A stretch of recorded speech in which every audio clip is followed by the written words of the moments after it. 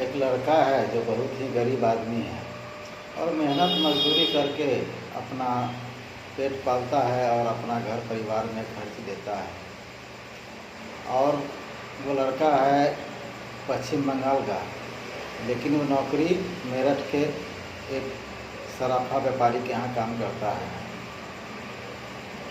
और एक दिन घूमते टहलते हुए वो ऐसी जगह पर चला जाता है जहाँ पर बहुत सारी लड़कियाँ अपना मेकअप करके अपना सज धज के ग्राहक को बुलाती रहती है। यानी कि मतलब देह व्यापार का धंधा जहाँ होता है वहाँ पहुँच जाता है। पहुँचने के बाद जैसे ही बहुत सारी लड़कियाँ अपना इशारा से बुलाती हैं तो ये रोड से चलकर सीढ़ी के द्वारा अपना छत पे चला जाता है। और छत पे चला जाता है, उसके बाद बहुत सारी लड़कियां को देखता है जो सुंदर और सज धज के एकदम आकर्षित रहती है। लेकिन उसी में से एक लड़की आ जाती है जिसको देखकर ये लड़का है जिसको आँख खुली के खुली रह जाती है और लड़की भी इस लड़के को देखते रहता है। तो मैं संजय कुमार और संजय क्राइम सफ़र में आपका स्वागत है।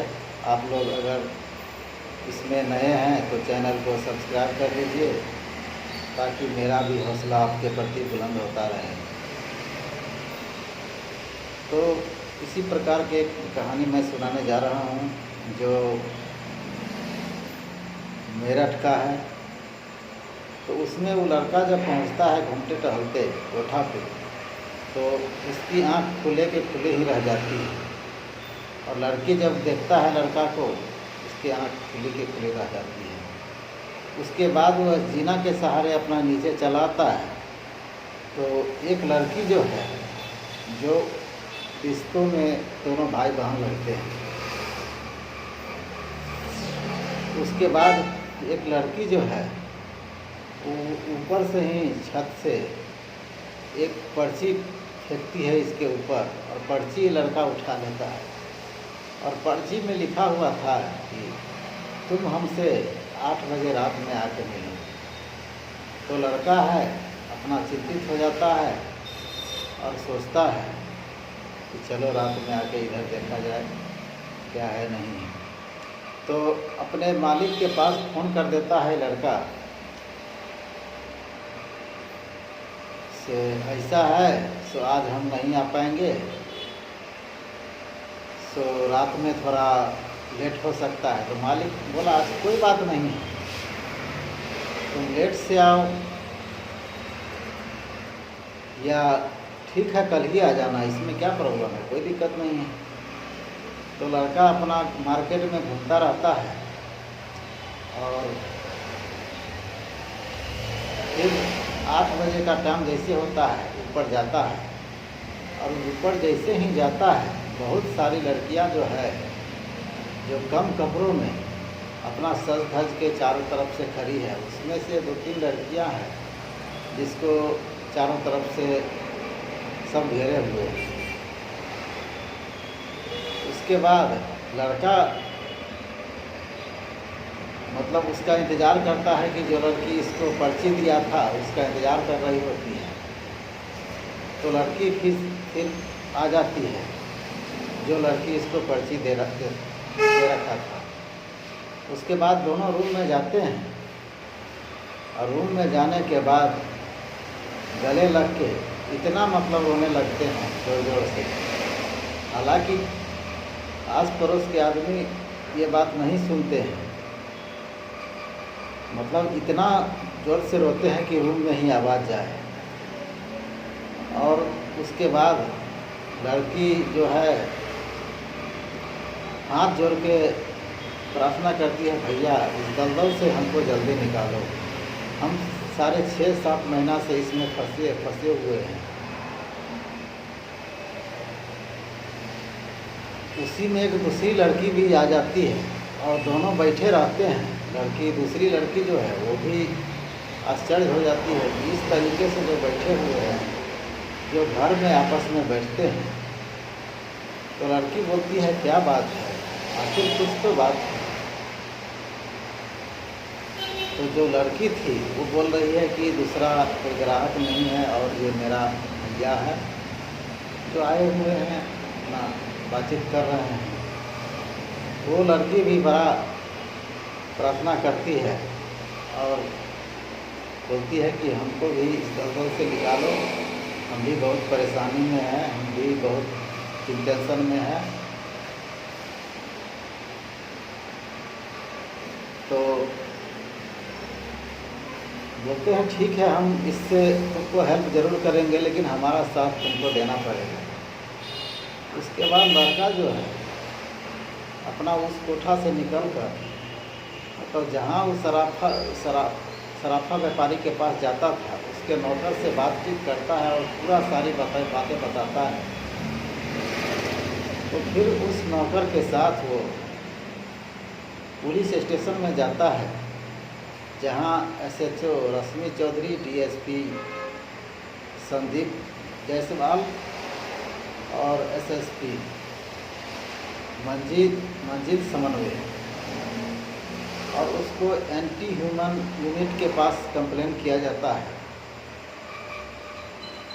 उसके बाद पुलिस के सहारे जाता है और अपनी बहन को वापस कोठा से ले आता है। और ये बात उसके माता पिता और गांव समाज के आदमी जब सुनते हैं, उसके बाद न्यूज़पेपर, टेलीविज़न, मीडिया के माध्यम से चारों तरफ फैल जाता है। इतना आश्चर्य करते हैं और हंसी खुशी से रहते हैं कि क्या बताएं, क्योंकि लड़की कल्पना ही नहीं कर रही थी, जिसका नाम सवीना था, जो कि एक काल्पनिक नाम है। अगर सीरियस नाम बताने पे अच्छा नहीं है उसके लिए और उसके गांव समाज के लिए। तो यही बात दलदल में निकलने के बाद वो जो एक दूसरी लड़की है और वो लड़की है, दोनों मिलके पत्रकार है एक ठो, उससे बातचीत करते हैं तो सब लोग हैरान हो जाते हैं।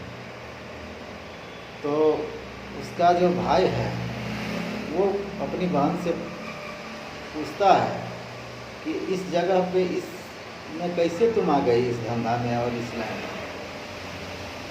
तो लड़की बोली, भैया हम स्कूल से जा रहे थे, घर वापस आ रहे थे, रोड किनारे चल रहे थे, एक मारुति वाला आया और हमको गाड़ी में बैठा लिया और हमको कुछ खिला दिया। और खिलाने के बाद हमको ऐसा मतलब हो गया कि हमको उसके बाद कुछ मालूम ही नहीं है कहाँ जा रहे हैं, कहाँ है। उसके बाद जैसे ही नींद खुलती है पता चला हम इधर मेरठ के विद्यालय में हैं। उसके बाद वो लोग जो मलकिन थी, मतलब डेली इंजेक्शन देती थी और नशा की सुइया देता था जिससे कि हार्मोन बढ़ जाए। और कोई भी आदमी या कोई भी लड़की को जब इस धंधा में ले जाते हैं तो इसी प्रकार की बात करते हैं कि उसको ऐसा ना मतलब इंजेक्शन दिया जाता है ताकि उसका एक एक अंग इतना ज़्यादा विकसित हो जाता है। और जो भी आदमी या लड़की जो इस धंधा में चला जाता है एक बार, उसमें से मुश्किल ही होता है उसमें से कोई निकल के आवे। लेकिन संजोग ऐसा होता है कि कुछ आदमी किसी कारण से निकल के चले आते हैं। उसके बाद अपना अपना घर जाते हैं और ये उसी के तहत केस दर्ज होता है। तो दूसरी लड़की है, उससे जब पुलिस वाले पूछते हैं और पत्रकार पूछते हैं तो वो लड़की विदेशी थी जो बांग्लादेश की सरिता नाम की थी, जो भी एक काल्पनिक नाम है। वो भी मतलब अपनी सहेली के साथ कहीं मार्केट घूमने के लिए गई थी और देर रात जैसे ही शाम हो गया वो गलती से किसी दूसरे गाड़ी में बैठ गई। और गाड़ी में बैठने के बाद उसको एक आदमी है नशा की गोली खिला दिया। नशा की गोली खिला दिया। उसके बाद पश्चिम बंगाल में एक जब नींद टूट रहा है तो देख रहा है हम अपने देश नहीं दूसरे देश में आ गए। वहाँ भी 3 दिन तक आदमी ने है रूम में कैद करके रखा और जैसे ही नशा ख़त्म होता था वो उसको एक लाल रंग की टेबलेट एक गिलास पानी में देता था, और जब भी विरोध करती थी तो इतना उसको पिटाई करता था कि वो मुंह भी नहीं खोल पाती थी। उसके बाद उसको महाराष्ट्र के वैश्यालय में रख दिया गया, जहाँ करीब 6-7 महीना तक वहाँ धंधा किया। उसके बाद उसको जीबी रोड में रख दिया गया, और जीबी रोड के बाद उसको मेरठ में पकड़ा ही गया। तो इसी प्रकार के जो बात है, जो गांव समाज में कोई भी लड़की जब घर छोड़ के भागती है, या फेसबुक के माध्यम से या सोशल मीडिया के माध्यम से प्यार हो चाहे कुछ भी हो, किसी के झांसा में आ जाते हैं, उसको कहीं न कहीं गलत रास्ते में फंस जाते हैं, और फंसने के बाद उसका ज़िंदगी एक तरीक़ा से नरक बन जाता है। तो इसी प्रकार की बात है। आप लोग सावधान रहें, जहाँ भी रहें सुरक्षित रहें, और तब तक के लिए धन्यवाद। कल हम फिर चलते हैं अगली वीडियो में। जय हिंद, जय भारत।